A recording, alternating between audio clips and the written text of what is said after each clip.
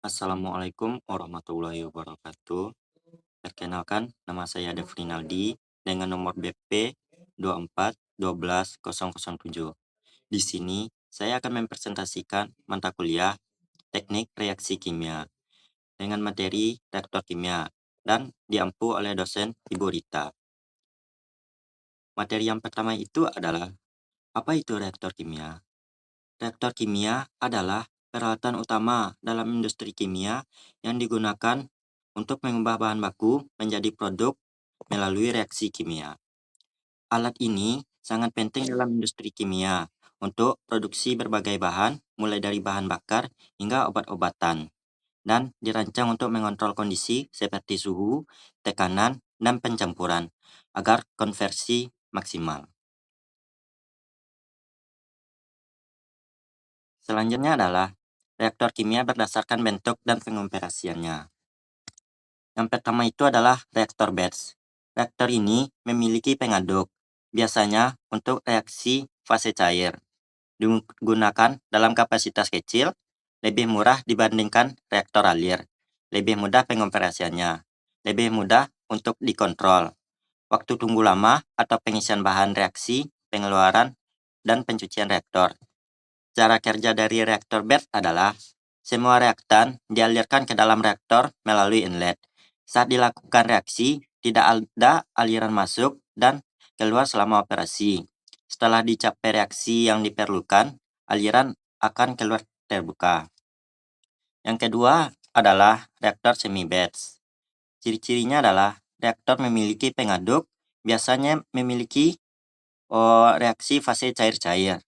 Ada reaktan masuk selama operasi. Cara kerja dari reaktor semi-batch adalah dialirkan ke dalam reaktor melalui inlet. Saat dilakukan reaksi, tidak ada aliran keluar, tetapi reaktan masuk tetap dialirkan. Ketika dicapai reaksi yang diinginkan, inlet bisa ditutup untuk memindahkan produk yang terbentuk. Yang ketiga adalah reaktor kontinu. Ada reaktan masuk selama operasi, ada reaktan keluar selama operasi. Semakin besar ukuran reaktor, waktu tinggal reaktan maka semakin lama. Semakin lama waktu tunggal, semakin banyak reaktan yang bereaksi. Semakin banyak reaktan yang bereaksi, maka konversi meningkat. Sehingga semakin besar ukuran reaktor, maka konversi reaksi meningkat. Kerja dari reaktor kontinu adalah reaktan dialirkan ke dalam reaktor melalui inlet. Saat dilakukan reaksi, ada aliran masuk dan keluar reaktor, sehingga aliran yang keluar terdiri dari reaktan yang tidak bereaksi dari produk. Selanjutnya, ada plug flow reaktor atau PFR. Ciri-cirinya berbentuk selongsong pipa horizontal. Reaksi fase gas. Terjadi reaksi di sepanjang pipa. Konversi meningkat di sepanjang pipa, waktu relatif singkat, studi case. Cara kerja dari plug flow reaktor adalah reaktan masuk ke pipa dan terjadi reaksi di sepanjang pipa. Aliran masuk dan keluar pipa terus mengalir secara kontinu.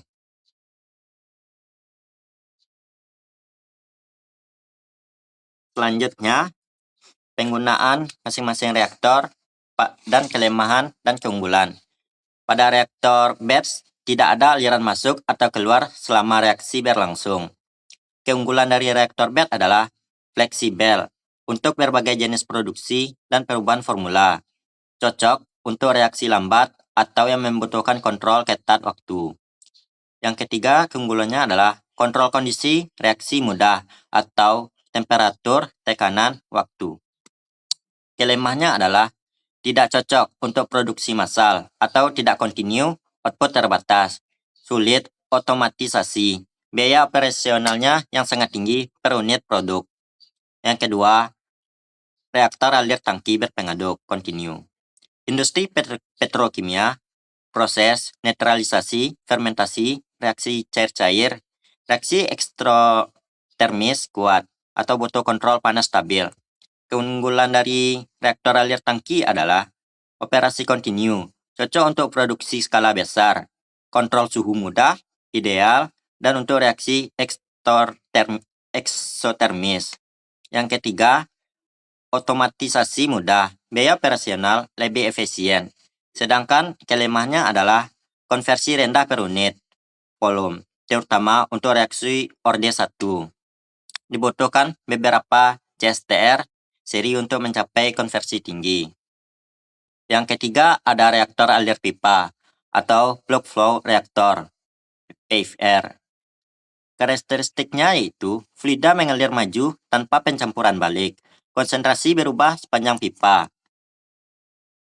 Penggunaan atau aplikasinya pada petrokimia, produksi amonia, NH3, asam sulfat, biodiesel pada skala industri. Keunggulan dari reaktor alir pipa adalah konversi tinggi per unit volume, ideal untuk reaksi cepat atau orde tinggi. Biaya operasinya yang sangat rendah, cocok untuk produksi besar. Sedangkan kelemahannya adalah kontrol temperatur sulit. Risikonya menuai untuk reaksi eksotermis. Yang kedua, tidak cocok untuk fluida dengan viskositas tinggi. Yang ketiga, sulit menangani reaksi heterogen yang butuh pengadukan intensif. Yang keempat, ada reaktor alir sumbat. Karakteristiknya yaitu reaktor berisi katalis pada tetap, fluida mengalir melewati bed katalis. Penggunaan atau aplikasi, industri katalik, Haber-Bosch, reformasi gas alam.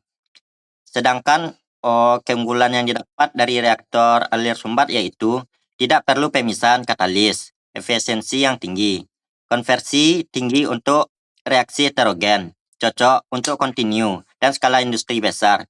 Kelemahan pada reaktor alir sumbat adalah resistensi difusi internal, penurunan efektivitas katalis, pressure drop tinggi, terutama untuk aliran gas.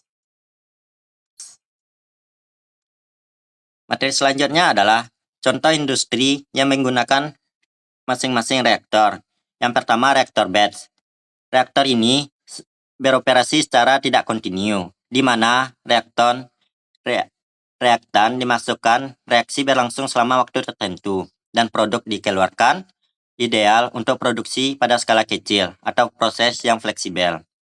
Industrinya berupa industri farmasi, produksi bahan aktif seperti obat, dan produk perantara, di mana kontrol ketat terhadap kondisi reaksi dan kemampuan untuk memproduksi berbagai produk dalam peralatan yang sangat penting.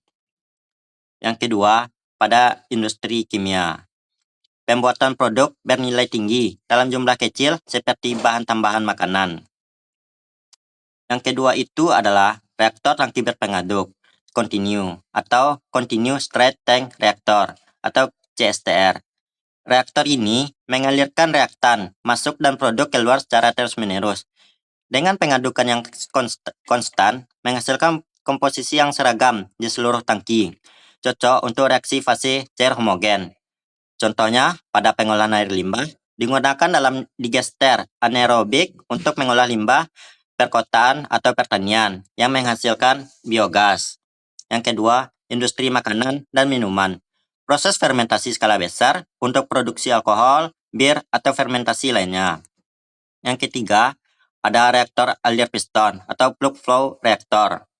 Reaktor ini biasanya berupa pipa panjang di mana fluida mengalir tanpa pencampuran yang balik signifikan.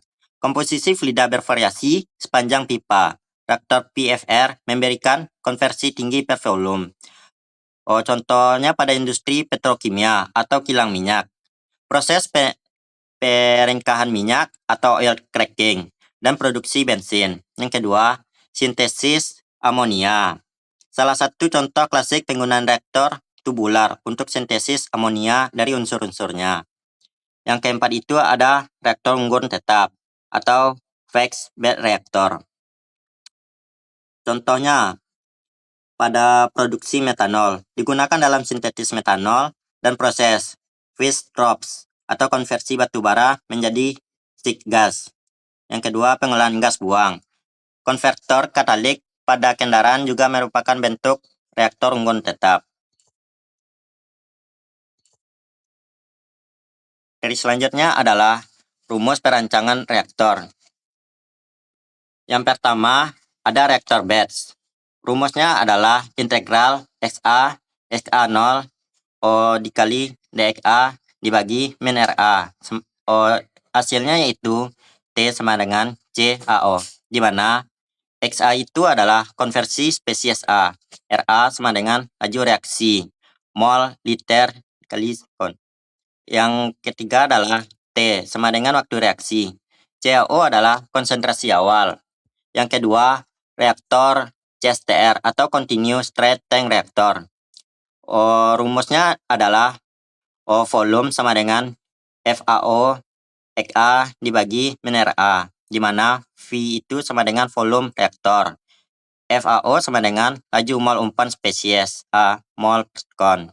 XA sama dengan konversi. Min RA sama dengan laju reaksi pada keadaan keluar reaktor.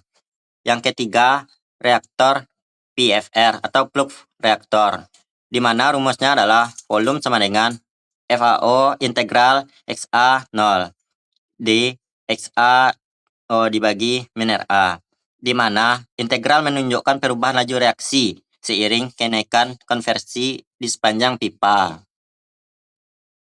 Yang keempat itu adalah fixed bed. Fixed bed atau paket bed reaktor. W sama dengan FA0 integral XA0 dXA dibagi min RA, di mana W itu sama dengan berat katalis. R absen A sama dengan laju reaksi berbasis berat katalis atau mol kilogram. Yang kelima itu fixed bed reaktor.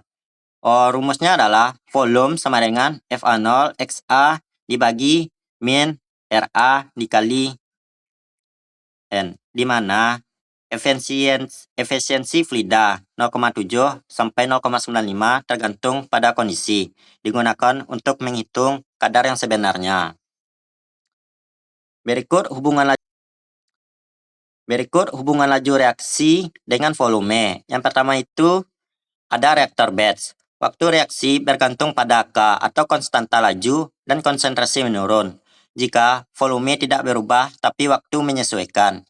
Yang kedua itu CSTR atau Continuous Straight Tank Reactor.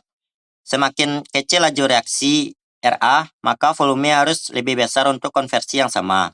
Yang ketiga itu PFR atau Plug Flow Reactor. Kenaikan laju reaksi sepanjang reaktor, volume akan lebih efisiensi dibanding CSTR.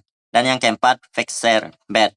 Jika katalis menurun, aktivitasnya W harus ditambah. Sekian presentasi yang dapat saya sampaikan. Mohon maaf bila ada kesalahan.